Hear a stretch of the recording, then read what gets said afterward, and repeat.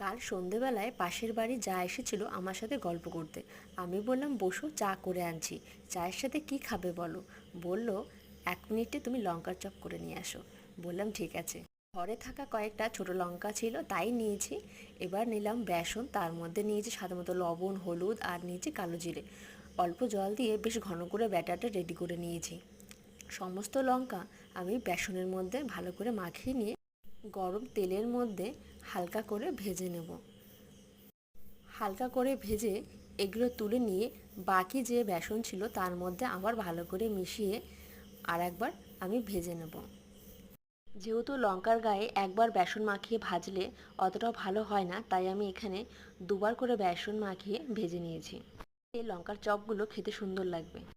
চায়ের জন্য লঙ্কার চপগুলো হয়েছে বেশ। অবশেষে গরম চায়ের সাথে 1 মিনিটে আমার রান্নাটি শেষ।